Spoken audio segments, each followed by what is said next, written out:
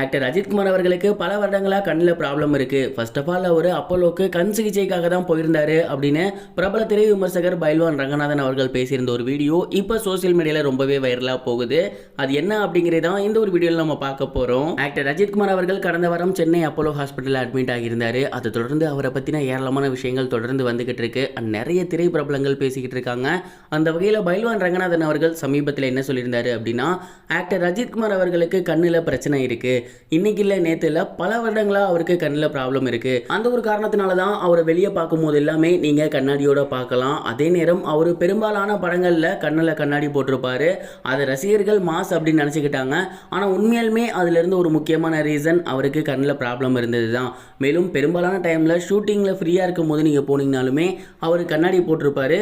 இது எல்லாத்துக்கும் முக்கியமான ரீசன் அவருக்கு கண்ணில் பிரச்சனை இருந்தது தான்.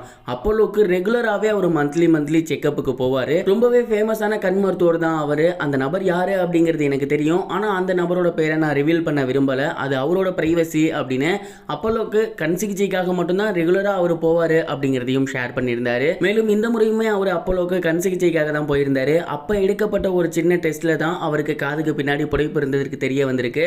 அண்ட் அதுக்கப்புறம் அது ஒரு மைனர் ஆப்ரேஷன், உடனே முடிச்சிடலாம் அப்படின்னு அஜித் சார் அன்னைக்கே அந்த ஒரு ஆப்ரேஷனை முடிச்சிட்டாரு. ஃபர்ஸ்ட் ஆஃப் ஆல் அவர் கண்ணுக்காக தான் போனார். அப்புறம் தான் இந்த ஒரு ஆப்ரேஷன் நடந்துச்சு. எது எப்படியோ இப்போ அஜித்குமார் சார் ரொம்பவே நல்லா இருக்காரு. அண்ட் கூடிய சீக்கிரத்திலேயே அவர் நடிச்சிட்டு இருக்க படத்துக்கு ஜாயின் பண்ண போயிடுவார் அப்படிங்கிறத சொல்லியிருந்தாரு. இந்த ஒரு வீடியோ இப்போ சோசியல் மீடியாவில் ரொம்பவே வைரலாக போய்கிட்டு இருக்கு. இதை பார்த்ததுக்கு அப்புறம் நிறைய ரசிகர்கள் அவருக்கு இன்னும் எவ்வளோ பிரச்சனைகள் இருக்கோ தெரியலையே, இதெல்லாம் தாங்கிட்டு மறுபடியும் நமக்காக தான் அவர் படத்தில் நடிக்கிறாரு, உண்மையாலுமே அவர் ரொம்பவே கிரேட் அப்படிங்கிற மாதிரி சொல்லி வந்துகிட்டு இருக்காங்க.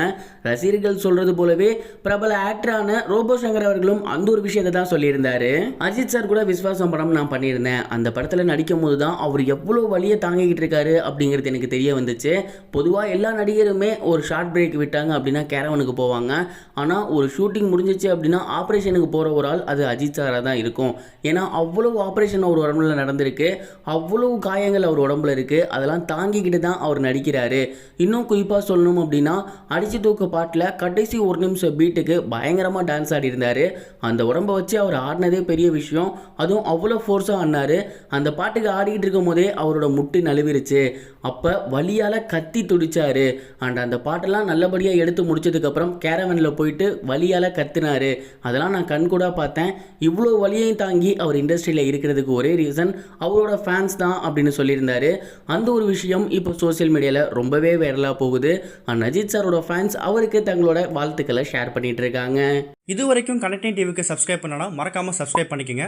உடனடி அப்டேட்ஸ் பெறுவதற்கு நோட்டிஃபிகேஷன் பெல்லையும் கிளிக் பண்ணிக்கங்க.